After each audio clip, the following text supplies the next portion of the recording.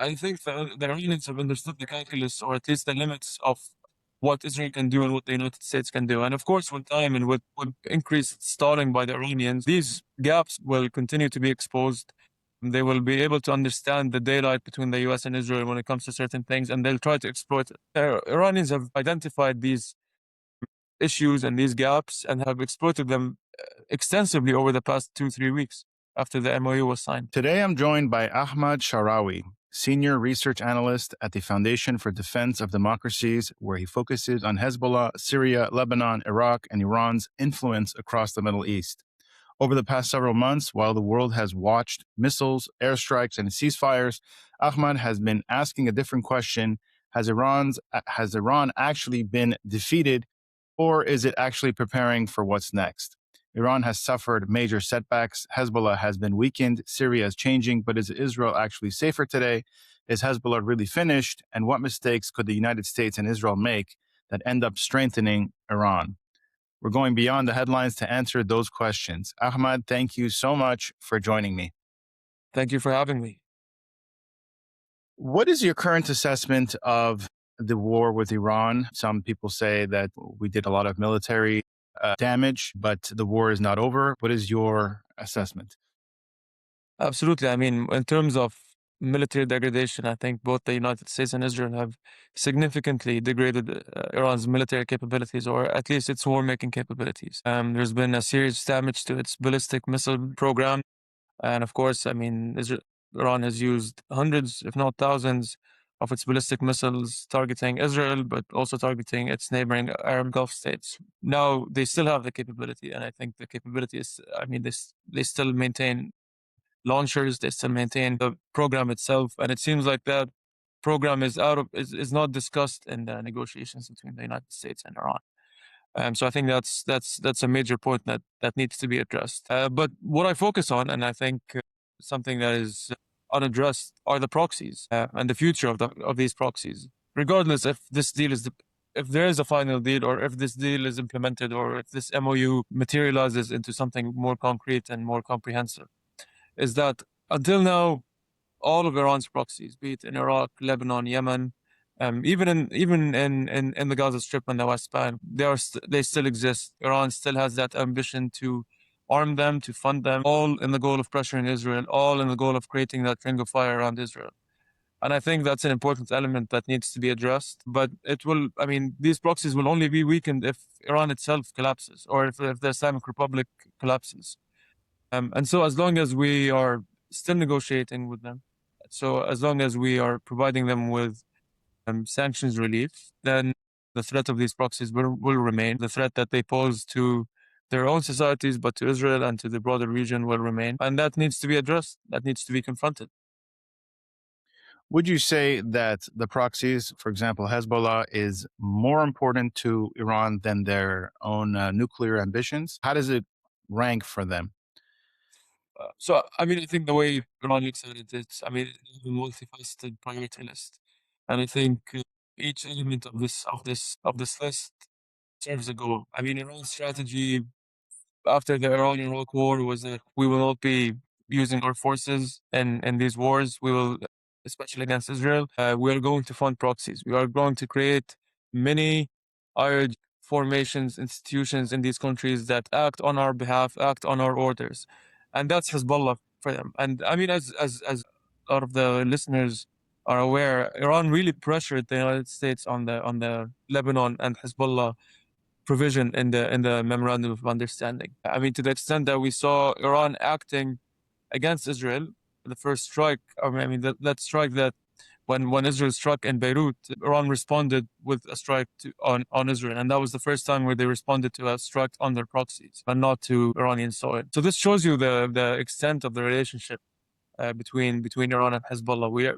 Hezbollah, despite being Lebanese, despite being run or at least manned by Lebanese nationals, they still get their orders from Iran, from the supreme leader. They are still committed and to the Iranian or to the Islamic Republic's Wilayat al-Faqih, the doctrine of the Islamic Revolution. And so Hezbollah is as important as Iran's nuclear program. It's as important as Iran's ballistic missile program. All for the service, all for the purpose of pressuring Israel, of threatening Israel, and threatening the region as a whole. Now, even with its proxies, obviously it's going to be very difficult for Iran to defeat Israel and the U.S. But what do you believe that their new strategy is? Has diplomacy become their newest weapon? I mean, it depends on which proxy you're referring to, and I think every single one serves another interest, serves a different interest. You have Hezbollah, that's the one that's close to Israel. That's the one it has weapons that can threaten Israel on a daily basis. The Houthis in Yemen, for example, they do threaten Israel, but the distance doesn't help. So you see one ballistic missile every day. And I mean, that's at the height of the conflict. Uh, but they can serve as a burden to maritime traffic in the Red Sea, for example. In Iraq, you have capable proxies. I mean, there's a lot of, I mean, they have a lot of manpower, and they have influence over the Iraqi government. And so each proxy serves a different purpose. I think what they envision is a continuation. I mean, despite the severe degradation that the proxies have have endured after October 7, but Iran will work. I mean, I think its strategy at the moment is to rebuild these proxies, rearm them, and give them the funds that they need so they can go back to the same level that they had. I mean, now the unanswered question remains to be the proxies in the Gaza Strip and the West Bank, be it the Palestinian Islamic Jihad or Hamas, where things are a bit more difficult when it comes to arming them. I mean, they weren't the biggest recipients of Iranian aid when compared to Hezbollah, the Houthis, and the Iraqi militias. But I think the overall strategy that Iran has when it comes to pressuring Israel and creating that ring of fire will remain. It's just a matter of how we can stop it. I think as the U.S. focuses on removing sanctions on Iran, or at least unfreezing the assets, it will continue to target the proxies. I think we still view them as terrorist organizations, and I think there will be more sanctions, strikes if necessary. Although I mean, I'd like to point out that the U.S.-Israel-Lebanon framework, in terms of the one that is supposed to establish pilot zones in southern Lebanon, has not been implemented yet. And I think trusting the Lebanese government to disarm Hezbollah is the wrong move. So that would be another topic to look at and watch closely over the next few days. How Israel reacts to that, how the Lebanese will showcase to the U.S. that they are a trustworthy partner, but I remain very doubtful that they are capable and willing to do so. Now, if the negotiations continue for weeks or even months, do you think it benefits Iran? And do you think that that's what they're doing purposely? I mean, I think Iran understands what works with the US and what doesn't, and we've seen this multiple times after the signing of the MOU. For example, when the US was hesitant during the negotiations, Iran instructed Hezbollah to do an attack in Israel that would provoke an Israeli response that led to this framework agreement, that led to the US pressuring Israel to cease its military activities in Lebanon. So I think the Iranians have understood the calculus, or at least the limits of what Israel can do and what the United States can do. And of course, with time and with increased stalling by the Iranians, these gaps will continue to be exposed. They will be able to understand the daylight between the US and Israel when it comes to certain things, and they'll try to exploit it. And that's either, I mean, they also do that in the Strait of Hormuz, for example, when negotiations are stalling, they decide to attack a vessel, expecting, at least pressuring the US to think that, okay, if we don't give them or we don't provide them with the concession that they need, they will go back and strike more vessels and close the strait, even though the maritime activity has not returned to its pre-war levels. So it seems like the Iranians have identified these issues and these gaps and have exploited them. I mean, I would say extensively over the past 2-3 weeks after the MOU was signed. Mhm. Now, you've argued that Pakistan shouldn't be mediating these negotiations. Why do you believe Pakistan isn't an honest broker? So I mean, when you're in a country to mediate, I think it needs to. I mean, at least for the U.S. from a U.S. angle, I think it needs to understand what the U.S. concerns are and what the U.S. interests are. And I think Pakistan is mainly doing this for its own sake. I mean, this is similar to how Qatar is a mediator, but I think the Pakistanis have a bigger stake when it comes to this war, especially. And I outlined the reasons why they do so. It's not out of interest for the US or Israel. I think, especially when it comes to Israel, the Pakistanis don't mind the threat that Iran poses, and I mean the threat that Iran and its proxies pose on Israel. But I think they're doing this for their own reasons, mainly economic, to reopen the strait so they can buy more oil from the Gulf states, but also for domestic reasons. And I lay out in my article that Pakistan has a huge Shia community. It's the second biggest Shia country in the world, and a continued war between Iran, or a continued war in the region that involves Iran, will create issues for Pakistan, and it did that when the Iranians when Ali Khamenei was killed, was eliminated. There were riots and protests targeting U.S. Interests in Pakistan, and I mean the history of the country is just I wouldn't trust it as a mediator just because of how it harbored terrorists throughout the years. I mean, Osama bin Laden hid in Pakistan. We found him next to the military school in 2011. So they're not. I don't think they're a trustworthy partner. They're shady, and I mean, I would have preferred someone else, another country that had a clean record. And I mean, we are seeing the outcome of this deal. I know, like, I sometimes we shouldn't blame the mediators for a deal being bad, or at least for some of the weaknesses of a certain deal. But the Pakistanis have really been pushing this and pushing the U.S. to concede on some of these points. What do you think of the United States bringing in Pakistan, Qatar, having friendly relations with Turkey, all these different, as you mentioned, shady countries that have different motivations? Why do you think it is that the United States even brings them in? Is that an issue? I think it is, and I mean, honestly, for even for the logical reasoning, I think it's because these countries maintain relations with rogue actors. I think the Qataris were used as mediators because of the relationship with Hamas. Same thing with Turkey, and same thing with Pakistan. I mean, it would be hard for a country that is, I mean, not friendly towards Iran to mediate, because why would the Iranians listen to them? But it seems like the U.S. understands that in order for things to for negotiations to happen, then you have to partner up with these shady actors because of their relationships. I mean, I think that's the only reasoning or explanation that I have for why the U.S. keeps choosing these countries. hmm Now, how badly damaged is Hezbollah? They've been fighting for what, 2.5 years, and Israel has hit them hard. But if, let's say, Israel stops hitting Hezbollah, how long do you think it would take for them to become a serious military threat again? Well, it depends on Israel or the United States trying to prevent the rearmament and the regeneration of Hezbollah, and the Lebanese government, of course. But I mean, what we saw from the ceasefire between Hezbollah and Israel following the first phase of the conflict, that's between October 2023 and November 2024. Hezbollah was severely degraded. Its top leadership were killed. But Israel had the freedom of action of in hitting Hezbollah, hitting its military leadership or any imminent threats to northern Israel. That really prevented some sort of regeneration, but Hezbollah was still able to arm or rearm. And I think there's been multiple reports that showcased how that period between November 2024 and March 2026, Hezbollah was able to create a more decentralized system in preparation for the next war. They were able to get weapons through Syrian territory. They were able to get weapons through ports in Lebanon. They were able to get funds through the Hawala system from Iran, or by brokers using the Hawala system. So that period, they really managed to regenerate and recruit more and get more weapons. Now, not to the level that they had pre-October 7, but they were still capable, and we saw that on the battlefield and during this phase of the conflict.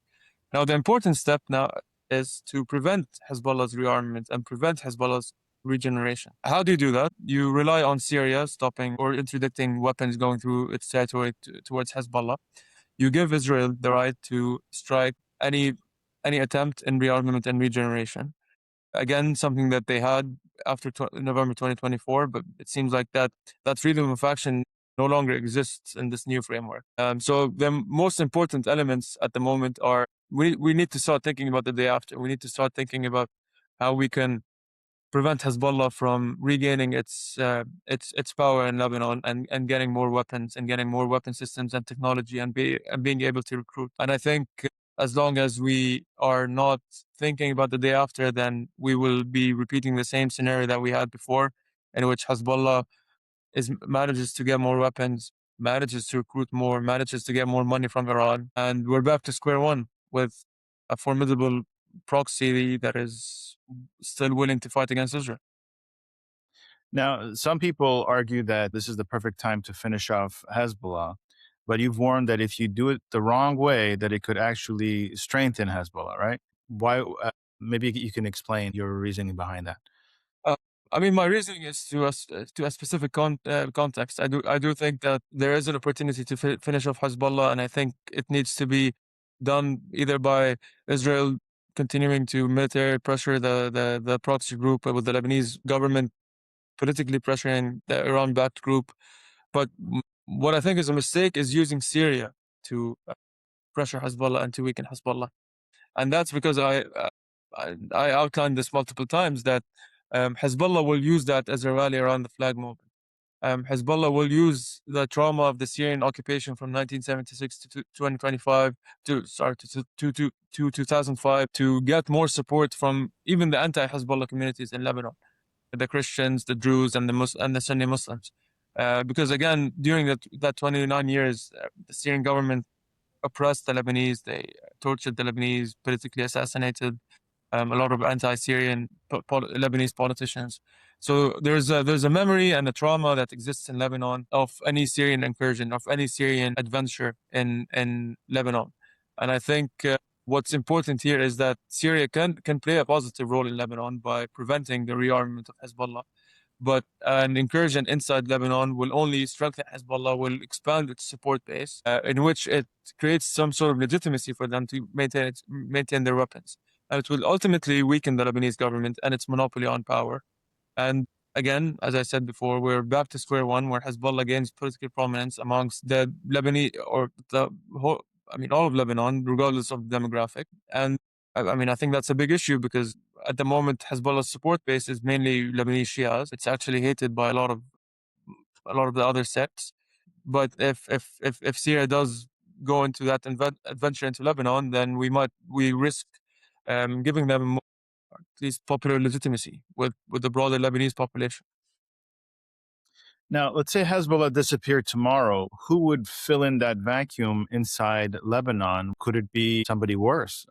I mean, I would hope it would be the Lebanese government, but if Hezbollah disappears, then I mean that's a big if because the way I look at these movements is they always know how to adapt, even if they usually take breaks and say we're no longer fighting, we're taking a break and all that, and until they emerge and that they're interested in governance, or for example, they become a social organization. Or not saying that Hezbollah is going to do that, but they always try to, like all these violent groups, try to integrate themselves into society and rebrand into less violent and less radical organizations until the day comes where they go back.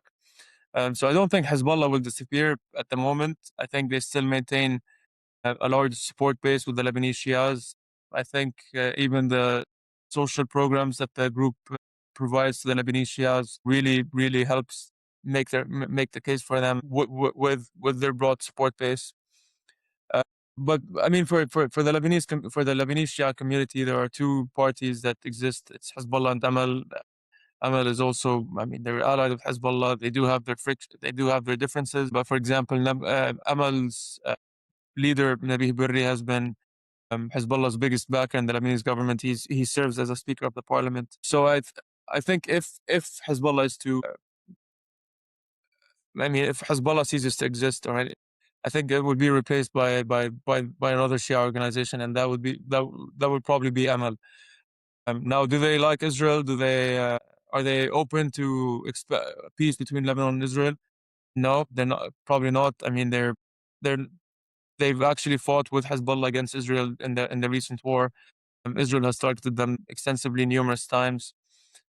So there's no replacement, or at least at the moment there are no viable replacements that give me optimism about Lebanon, or at least about the Shia community in Lebanon. But there needs to be a move by the Lebanese government, and this is what I've been calling for, is that the Lebanese government needs to delegitimize Hezbollah within the eyes of the Shia community. Hezbollah still maintains schools. They still maintain summer camps for kids. They still maintain financial institutions that provide loans, free loans to Shias.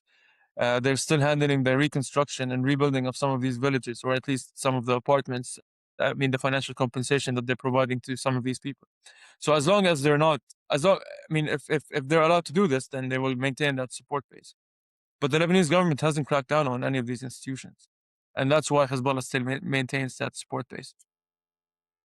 You think the Lebanese government has that capability to actually crack down on Hezbollah, or are they just afraid? Is this new peace talks with Israel, is that just a symbolic thing if nothing happens with Hezbollah? So I think they have the capability, and I don't think they're doing this. And keep something the fear of a civil war and civil strife. And this takes for it. I mean, the way I look at it, and I mean, my ideal solution for this is continue degrading Hezbollah militarily through the IDF, through military action, and politically pressure Hezbollah internally using the Lebanese government. I mean, Hezbollah won't go to a civil war if the Lebanese government closes down a Hezbollah bank. I mean, they might become violent if you enter a warehouse and you confiscate their weapons, but they won't be. I mean, the consequences won't be the same if it's a bank or a school that's closing down, or you don't license a social organization. So we're asking them to do the bare minimum. And for example, some of these Hezbollah banks are not licensed by the Lebanese central bank. Their licenses have been revoked, but they're still operating. They haven't cracked down on that. So I mean, I think that's where the issue is. I think there's a lot of willingness and cracking down on these institutions. Hmm. Let's talk about Syria for a second. Can Israel actually trust Syria's new government today? What is a misunderstanding that people have about Syria's new leadership? I mean, I think the background of the Syrian leadership should worry Israel. I think they understand that the group is run by former jihadists who are part of Al Qaeda. I mean, Ahmad Sharawi himself was leading Al Qaeda in Syria. Do I think there's room for cooperation when it comes to shared threats? Yes, there's a very narrow, pragmatic relationship that both countries can have, especially in dealing with Hezbollah. The Syrians view Hezbollah as a threat. Hezbollah has used Syrian territory to smuggle in weapons. They've conducted terrorist attacks inside Syria. Hezbollah cells have conducted terrorist attacks inside Syria. The way the Syrians look at them, or at least this new government, is these guys supported Bashar al-Assad and in the crimes that he committed against the Syrian people during the civil war, and that they shouldn't be cooperating with them. And I think Israel views, I mean, of course, Israel views Hezbollah the same way. So I think there is room for cooperation, at least intelligence sharing, in preventing Hezbollah from taking advantage of the instability in Syria to get more weapons. Mhm.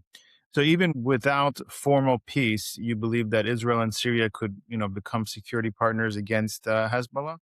Absolutely. I mean, I would think that there is some sort of coordination between the two countries. I mean, there's been recent examples where the Syrians have arrested cells that are planning on attacking Israel from Syria, Hezbollah cells, and I think there's at least some sort of coordination between the two countries, if not intelligence sharing when it comes to shared threats. Mhm. Now, out of all the proxies that Iran has, I think the militias in Iraq are spoken about the least, or I hear about them the least. What and how big are they? Who do they target? What is the purpose for them? Uh, I mean, their manpower. I mean, the numbers vary between 60 to 200,000. At least the ones who are on the official lists are about 200,000. That doesn't mean they're all operating or that they're all active. And it's a coalition of different militias. Some of them, I mean, their own backed ones are. So there's about six foreign terrorist organizations that have been designated by the United States, and these are their own backed ones, but they all are under the umbrella of the Popular Mobilization Forces or units that were created in 2014 against ISIS. Now, not all the militias in the PMF are Iran backed, but the major ones are Iran backed, and the purpose that they serve in Iraq is again is different than the one they serve in Lebanon and Yemen. I mean, some of them are part of the government in Iraq. Some of them have created political parties that run in elections and have a broader say in the decision making in Iraq. But if we look at the target they're targeting, and let's look at the period following October 7, they've targeted Israel. They've also targeted U.S. bases in the region, including Iraq, and they did the same thing during the most recent war. So they even the degree of independence that they have and the degree of orders that they get from the Islamic Republic vary. So you have ones that are very close to the Islamic Republic. You have others that are, I would say, more autonomous, not completely autonomous, but they do serve both in within the Iraqi realm as well as the Islamic republics. But yes, they serve a completely different purpose. But they also, when push comes to shove and when war erupts, they are used to target Israel and the United States. Hmm. Do you think that in the future that Turkey could actually pose a bigger strategic challenge to Israel than Iran? Uh, I mean, I think that's a very interesting question, and I think the way we look at Turkey and the rhetoric that's coming out of Ankara is very dangerous when it comes to Israel. I think that the fact that they're expanding their footprint into countries that are very sensitive for Israel's national security. Here, I talk about Syria. I think it needs to raise alarms about the potential threat that they pose. But the way I look at it at the moment is we're looking at two regional competitors looking for influence and or at least expanding their influence. And I think Turkey, by hosting Hamas, by being a sponsor of the Muslim Brotherhood, they're seeking to exert as much pressure as they could on Israel as a regional competitor. When it comes to Iran, I think the Iranians are more explicit about their ambitions towards Israel, the destruction of Israel. I think the Turks are more they're more into the gray area when it comes to that. I mean, of course, time will tell if that ever materializes into an actual threat. But yes, the potential of that happening is very dangerous and should be talked about more. Especially with the fact that they're much closer in proximity to Israel than Iran is. So, Absolutely, and they're more capable as well. and they're more capable, yeah. Now, you grew up in Jordan, right? Why do experts consistently describe Jordan as one of the most important countries in the Middle East, although you don't hear about Jordan as much in the headlines? I mean, I say it's because of its, I mean, geostrategic location. I think the fact that Jordan shares a border with Iraq, Saudi Arabia, Israel, and Syria makes it. I mean, I think stability for in Jordan is has become a very important U.S. interest in the region, and also an interest for Israel because again, Jordan shares or Israel shares its longest border with Jordan. Of course, I mean the Jordanian border has at some points become a flashpoint for border for weapon smuggling into the West Bank. So I think that's why a lot of countries or a lot of policymakers look at Jordan as a cornerstone for regional stability because if instability was to ensue in Jordan, then that will likely follow through to Israel and will probably, I mean, spill over into Israel, whether it's weapons, whether it's fighters, militants, all that. So I think it's the location that's very important here. Now, how significant is China's role in the Middle East? And do you think that Western governments are even paying enough attention to it? Uh, I mean, the way I look at it is Chinese interest has primarily been economic, and the markets that they can easily enter into, and they look into certain sectors that are very profitable for them. I mean, for example, there's been talks about Chinese telecommunications companies in Syria. So they see that as a profitable sector that they can probably get a lot of money out of. Same thing applies to Jordan. So I think that has been purely economic when compared to the other, for example, when compared to Russia, for example, that it's both military and economic. But I think what's important is that a lot of these countries that are U.S. partners have a very close relationship with China, and I think that should be a point of concern in when it comes to certain areas, especially with countries that host U.S. bases and have U.S. systems in case of any sort of transfer of information or the Chinese being able to know what the specifics of some of the U.S. weapon systems that are stationed in these countries. Now, we've always been hearing about the alliance between China, Russia, and Iran. However, in the war that Iran is waging, we don't see any signs of Russia and China helping them, at least militarily. Do you think that surprised Iran in any way that they didn't get help, or was that something that they were not even expecting? I mean, I think there was some degree of cooperation between them, and if I remember correctly, there was at least the sharing of coordinates and satellite imagery of the U.S. bases in Russia, sorry, and the Gulf by Russia. So I think there has been cooperation when it comes to that. I mean, I'm not sure if there's been any weapon transfers. I think that's something I can't know by myself, but. Uh, I think if the expectation was that the Russians and the Chinese will intervene on behalf of Iran militarily, then I think that was unlikely. But I'm sure that there was support and intelligence sharing and collection to help Iran at least get more precise coordinates and in terms of what they were targeting.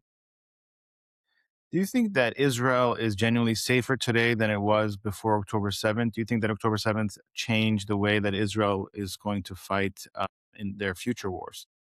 I think they have. I think what's important, the change I see in Israel's calculus is that they are no longer reactive but proactive. They are again, the whole creating a buffer zone in Lebanon, the creating a buffer zone in Syria are testaments to the change in the calculus that Israel does not want to see another October 7, that they want to confront the threat before it reaches Israeli territory. And I think that's very important. And I mean, you can see this from numerous military actions that they've taken in the past 2 years. A lot of preemptive strikes against Hezbollah, preventing Hezbollah from rearming. All that is to serve a goal in preventing October 7th from happening again.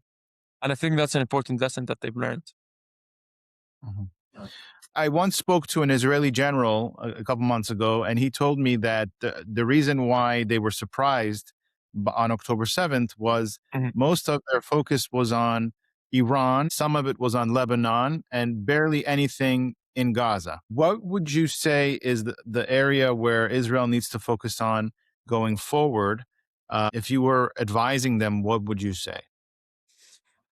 I mean, honestly, I would say keep an eye on all fronts because I mean, as you can see, the threat comes from all directions. I think prioritizing one over the other is, I mean, I don't know if it's a capability issue or anything, but I think a lesson of October 7 is if you focus on one thing, then the other thing will come and I mean, especially the fact that they considered Hamas to be interested in just governance and not maintaining its or continuing its militant activity is a testament of the failure of that strategy. I think they need to keep an eye on all fronts, and I think they've already started to do that. I mean, how many times have we seen Israel strike both in Yemen and Lebanon on the same day, Iran and Lebanon on the same day, same thing in Gaza.